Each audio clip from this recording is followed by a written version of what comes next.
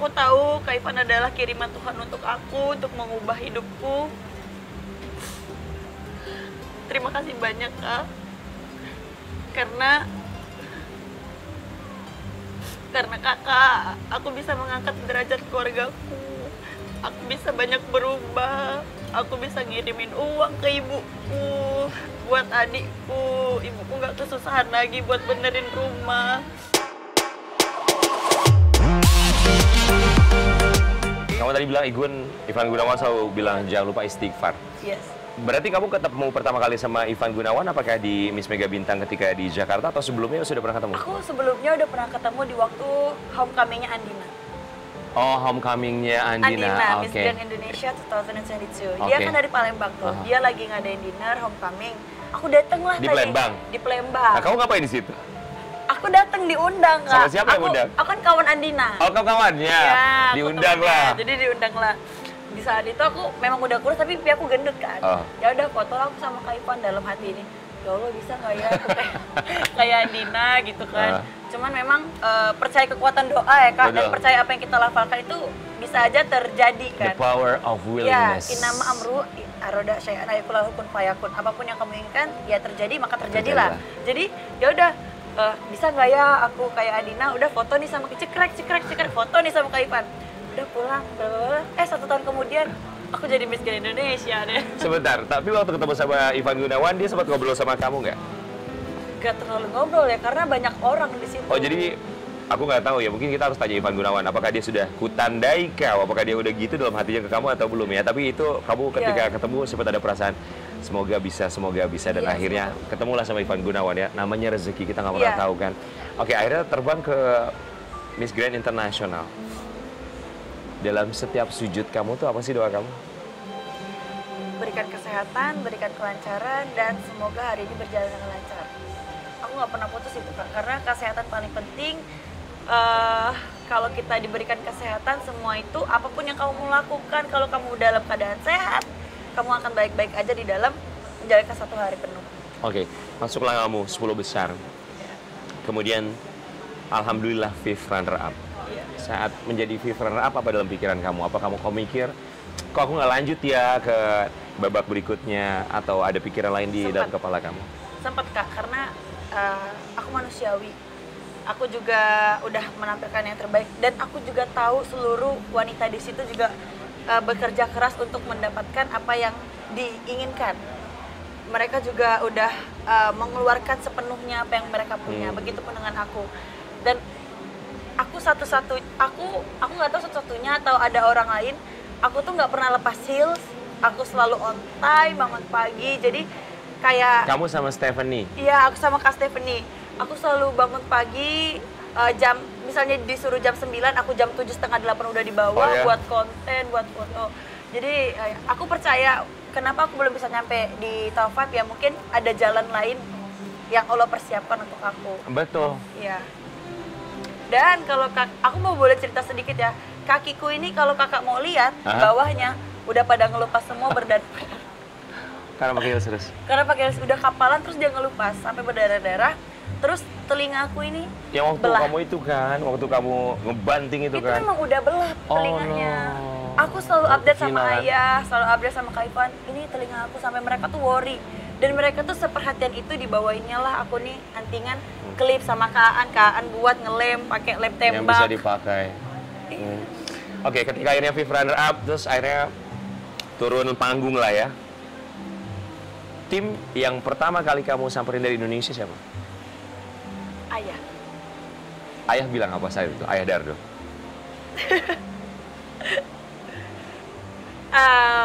Aku ketemu ayah itu di hotel kalau nggak salah, karena nggak sempat ketemu di belakang panggung, kita sibuk foto. Terus juga mereka pada pulang, Kak Ivan juga udah pulang, teman-temanku yang lain juga pulang, sister queenku udah pulang. Jadi ketemu di hotel itu ada ayah, Katia, Kak Abi, kalau masih inget, Kak Abi Salam. Kak Dio, iya. Pokoknya seluruh tim aku ketemu kayak, aku nggak inget mereka ngomong apa, kayak you did job. Terus apa ya Kak, aku tuh cuma takut buat mereka kecewa. No, you're not. You're so happy. Aku cuma takut buat mereka kecewa sampai aku nggak kuat buat natap Kaifa, Nayah ketika aku pulang. di announce. Iya, aku sempat nggak kuat dan aku cuman bisa narik napas panjang ketika nama aku nggak disebut di top 5. Narik napas panjang, sabar Cia, tahan, dan ngechat jangan nangis ya, itu kamu udah, aku bangga gitu loh. Kaifan, gitu? Kaifan, seluruhnya Ayah kayak ya jangan nangis ya, kamu jangan nangis nanti naik atas panggung, dia bilang gitu. Oh iya, enggak, aku mencoba nggak nangis dan alhamdulillah aku nggak nangis. Apa ya, aku cuma takut buat mereka tuh kecewa karena aku belum bisa masuk ke top 5, ternyata mereka bangga.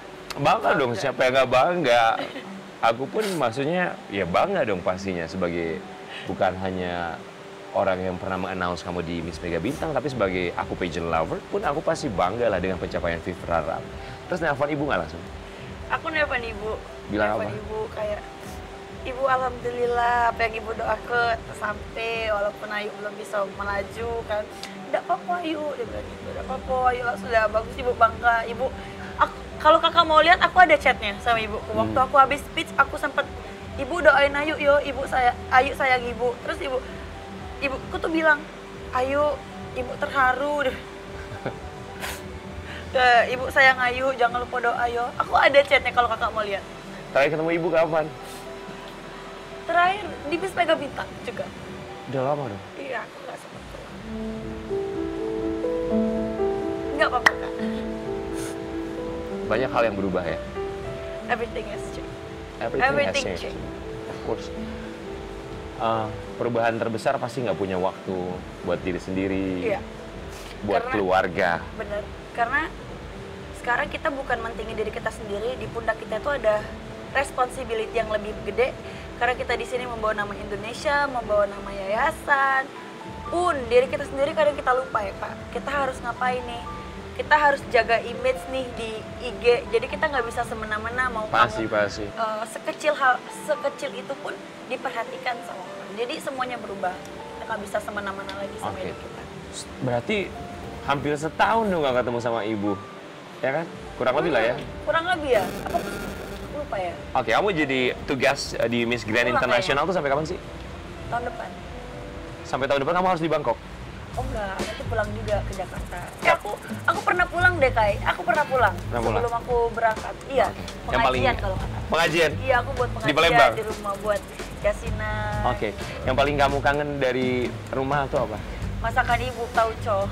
Tauco. Iya, aku seneng banget kalau ibu masak tauco, telur. Tauco tuh kan murah ya Kak. Jadi ketika kita lagi nggak ada duit, ibu tuh, yuk kita makan tauco bela ya, karena ibu lagi nggak ada duit. Jadi makan tauco sama telur, diceplok. Gitu doang ya? Gitu doang. Tapi happy kan makan sama keluarga? Justru kangen sih sekarang kangen itu kan? Iya, kangen itu. Oke. Cia, kita mau kasih lihat kamu beberapa foto ya. Aku tuh percaya kalau jalan terbuka itu bukan hanya karena usaha kita, bukan hanya karena doa kita, bukan hanya ikhtiar kita, tapi juga didekatkannya orang-orang baik kepada kita. Itu adalah salah satu bentuk rezeki yang tidak ternilai. So, Ayah Dardo yang selalu mendampingi kamu ya. So, dia di mata kamu seperti apa? Selain Kaifan, Ayah ini termasuk orang yang paling dekat sama aku karena apa-apa aku selalu cerita ke Ayah. Pun Ayah juga nemenin Ayah menjadi teman traveler aku pertama kali ke luar negeri. Terus Ayah juga, pokoknya Ayah tuh rewel ya kalau sama aku, perhatiin ini, perhatiin itu. Sebenarnya aku ada hadiah kecil buat Ayah. Udah aku siapin dan kayaknya hari ini aku mau kasih ke Ayah. Di situ ada surat buat Ayah bisa baca. Aku cuma mengucapin terima kasih banyak untuk Ayah karena Ayah udah aku anggap sebagai ayahku sendiri, dimana aku tuh nggak minim sekali mendapatkan rasa kasih sayang dari sosok Ayah. Walaupun aku tahu Ayahku tuh sayang banget sama aku, cuman Ayahku tuh bukan tipe orang yang apa-apa ngechat enggak. Pasti dia mendoakanku, Cuman namanya kita manusia, namanya kita orang, kita juga butuh yang namanya pendamping dan disayang. Dan aku makasih banyak untuk ayah karena ya udah aku anggap sebagai ayahku sendiri. Terima kasih untuk perhatian sekecil apapun itu.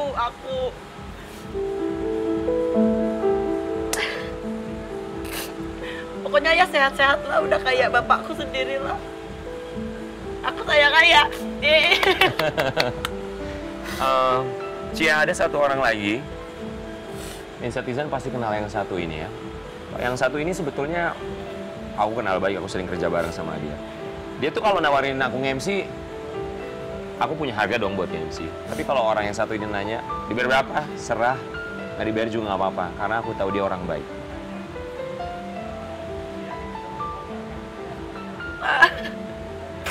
Oh enggak. Kak Ivan, the one and only, my love.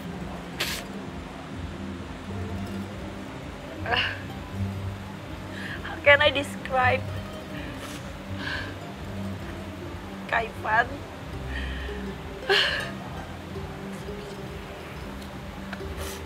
Kak Ivan itu orangnya baik banget, Kak. Tulus. Terus dia itu kalau nolong orang tanpa pamrih. Betul. Nggak pernah minta balasan apapun. Dan Kak Ivan ini adalah salah satu orang yang paling aku takuti. Mulutnya pedes ya? Bukan, aku takut buat dia kecewa. Aku takut dia kecewa, kirain mulutnya pedes. Alhamdulillah Kak Ivan nggak pernah marah sama aku, Kak. Oh ya? Iya. Tapi dia marahnya marah sayang, kalau Ivan aku tahu dia. Iya, dia marah sayang. Kak Ivan adalah salah satu orang yang aku takuti. Aku takut buat Kak Ivan kecewa. Aku takut buat Kak Ivan sedih. Aku banyak belajar dari Kak Ivan, yang dimana Kak Ivan selalu menunjukkan sisi ketulusannya ketika menolong orang. Dia selalu tidak lupa dengan orang-orang yang membutuhkan, dia selalu bersedekah. Cia nggak bisa sampai di sini tanpa adanya Kak Ivan. Mau bilang apa sama Ivan? Buat Kak Ivan, terima kasih banyak. Aku tahu Kak Ivan adalah kiriman Tuhan untuk aku, untuk mengubah hidupku. Terima kasih banyak, Kak. Karena Kakak, aku bisa mengangkat derajat keluargaku. Aku bisa banyak berubah. Aku bisa ngirimin uang ke ibuku, buat adikku. Ibuku nggak kesusahan lagi buat benerin rumah. Terima kasih banyak. Alhamdulillah ya. Kak Ivan sehat-sehat. Kalau misalnya lagi sakit jangan minum es. Aku nggak, apa ya Kak, aku bersyukur banget ketemu sama Kak Ivan, ketemu sama kakak-kakakku yang ada di yayasan. Karena tanpa mereka aku nggak bisa sekuat ini, tanpa mereka aku nggak bisa sampai di sini, tanpa mereka aku nggak bisa menjadi Ceng sekarang yang dikenal banyak orang. Tapi Cia, kamu ada di sini juga jelas karena usaha kamu yang sangat luar biasa. Bukan hanya usaha kamu, support system seperti Dardo dan juga Ivan Gunawan sebagai tim, tapi juga yang tidak pernah putus mendoakan.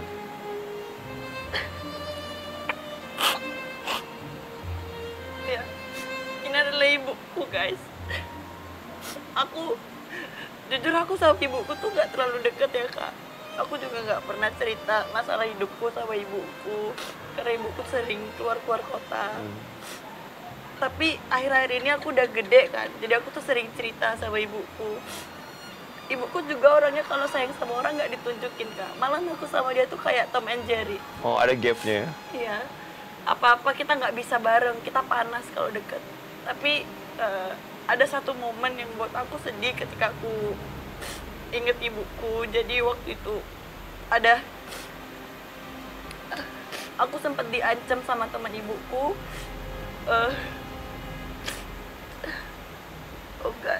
Aku sempat diancam mau disiram pakai cairan keras yang bisa ngebakar kulit. Keras. Karena dia itu tuh mau sama ibuku ceritanya. Itu waktu kapan? Waktu aku masih SMP. Terus ibu kamu gimana? Ibuku 3 hari nge-guide aku ke sekolah, terus sampai dia datang ke rumah bawa pisau dan dia berantem, ibuku berdarah-darah. Dan di situ momen yang paling, oh God, kalau aku ingat ini, aku nggak bisa. Makanya aku sayang sama ibuku tapi nggak bisa aku tunjukin. Tanpa doa ibuku, aku nggak bisa sampai di sini juga. Betul. Kita nggak pernah tahu doa ibu kita setiap mereka sujud pasti selalu menyebut nama kita. Kamu bilang apa sama ibu? Ibu, ayo di sini sehat-sehat. Ibu udah usah khawatir. Ibu di situ jangan pernah putus doa Cia. Ibu sehat-sehat, jangan terlalu banyak begawe karena ibu lah sudah berumur kaget sakit. Karena Cia tidak bisa, nggak bisa kehilangan ibu. Kalau misalnya ibu sakit, Cia tidak bisa ngapo-ngapo. Selain ibuku, Kak, aku ada sosok oma yang selalu ngedengerin aku. Jadi aku kecil dekatnya sama oma dari sebelah papa. Omaku tuh menjadi tempat ceritaku. Sampai omaku tuh bilang kayak gini, ya Allah Yu, masih kecil be, masalah kau ini sudah berat. Sambil ngelus kepala ketika aku tiduran, aku pura-pura tidur. Aku nggak sanggup. Aku nggak sanggup ngedengerin omaku bilang kayak gitu. Aku nggak sanggup. Sampai semoga jalan ke depannya dimudahkan, oma bilang gitu. Aku sama omaku tuh dekat juga, Kak. Dia selalu nge-support aku selalu cerita ke omaku. Dan doaku sama, yang penting sehat-sehat. Amin. Semoga Cia pulang ke Palembang, kaget bisa kumpul keluarga maupun ayah, ibu. Kita foto bareng. Nggak punya foto keluarga? Nggak pernah. Ketika aku sekolah ditanya pohon keluarga, aku bingung mau masukin foto yang kayak gimana. Aku selalu ngekat foto tersebut, kayak aku sambungin jadi satu. So, harapan aku nanti semoga kalau aku pulang Palembang, aku bisa punya foto bareng sama ayah, sama ibu, sama oma. Aku berharap dan akan mendoakan semoga kamu bisa foto keluarga lengkap. Semuanya, ayah, ibu, mbah, oma, semuanya sehat-sehat. Amin. Tapi aku juga berharap bahwa kamu sudah memaafkan masa lalu. Have you? Ya, aku sayang sama ayahku. Aku SMP, waktu SMP aku tuh dibully, aku nggak punya bapak. Selalu dibully sama temen-temenku nggak punya bapak. Icia nggak punya bapak gitu. Dan ketika kelas 3 SMP aku mulai berbicara sama oma-oma, bisa nggak ayah temenin aku ngambil rapot, ngambil ijazah. Datang sama bapakku, dan teman-teman yang ngebuliku tuh pada diam. Ini loh bapakku, tanpa aku ngomong panjang lebar, terserah kamu mau ngebully aku kayak gimana. Aku langsung datengin aja bapakku ngambil ijazah. Dan di saat itulah aku kayak, oke, ini saatnya aku untuk mendekatkan diri ke bapakku. Karena ya bagaimanapun ceritanya, bagaimanapun masa lalunya itu tetap bapakku. Aku nggak bisa, oh ini mantan bapakku. Ya, tidak ada orang tua yang sempurna, tidak ada ayah yang sempurna, tidak ada ibu yang sempurna, tidak ada anak yang sempurna. Iya, aku sayang banget sama ayah. Semoga ayah selalu diberikan kesehatan. Dan bapakku kan nggak kerja ya, Kak. Bapakku nggak kerja, dia harus menghidupkan anak-anaknya. Ayah tidak perlu khawatir, ada Ayu Age yang nyekolah ya adek. Yang penting sehat-sehat. Karena bapakku juga sekarang lagi sakit-sakit, Kak. Cia, kamu berkali-kali mention bahwa kamu menghidupi ibu, ayah, keluarga kamu. Kamu menanggung itu semua. Aku ingin menanggung itu semua, Kak. Yes. Karena aku nggak bisa balas betapa mereka tuh berharga di hidupku. Aku bisa bernafas ya karena ada ibu dan bapakku. Yes. Tapi Aku bisa sampai di sini karena ya mereka, karena pelajaran hidup yang nggak bisa aku beli dimanapun, yang nggak bisa aku dapat dari manapun, sekolah pun aku nggak bisa dapat pelajaran hidup yang sedemikian rupa, sedemikian yang bisa membentuk indah kamu seperti sekarang. Aku nggak nganggap ini cerita buruk, aku nganggap ini cerita indah. Tapi kadang suka capek nggak sih? Aku aku sensitif ke anak, aku gampang nangis. Salah satu cara untuk meluapkan emosi aku tuh dengan nangis, dengan sholat, dengan nangis. Jadi sometimes ya kita manusia pasti ada rasa capek ya Kak. Nggak mungkin manusia tuh nggak punya rasa capek. Betul. Capek aku tanggung sendiri, aku nggak pernah luapin ke siapa. Kak aku capek, paling Kak Aan, Kak Gio kalau memang bener-bener capek lagi karantina, kak gini loh kaki aku tuh gini, paling aku ngeluh kayak gitu. Kak aku mau ngeluh ya, nggak apa-apa dengerin gitu. Namanya kita nggak bisa nanggung itu semua, nanti stres. Dan aku sempat motong rambut. Kenapa? Karena aku stres, potong poni. Aku bilang, Kak anakku potong poni loh. Kenapa? Aku stres. Aku nggak bilang sama siapa, aku bilang Kak Aan, aku bilang sama Kak Gio. Daripada aku tahan Kak, daripada aku gila, enakan aku lepasin. Cia, please give your best smile. 1, 2, 1, 2. Oke, aku cuma mau bilang,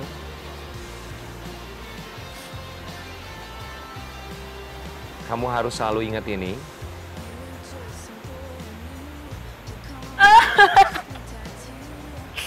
Always be you, the authentic one, yang selalu kasih senyuman sama semua orang, tanpa mereka tahu cerita kamu, tanpa mereka tahu perjuangan kamu. Cia yang berjalan kaki waktu sekolah, 16.000 sehari, tidak bisa bayar untuk jadi pramugari, but look at you now, here. Cia mau bilang apa untuk diri sendiri? Cia terima kasih udah berjuang, terima kasih banyak udah bertahan sampai sekarang. Untuk kedepannya gak menjadi orang yang sombong. Ketika kesempatan sudah ada di depan mata, ambil, jangan maruk, tetap selalu berdoa kepada Tuhan dan tetap selalu melibatkan Tuhan dimanapun berada. Ritasha Walgrave, thank you for the best smile ever. Thank you so much. Thank you. Thank you ya. Oh, sorry. It's okay. Thank you ya. Sorry ya Kak. Nggak apa-apa dong. Oke, let's go up, let's go up, let's go up.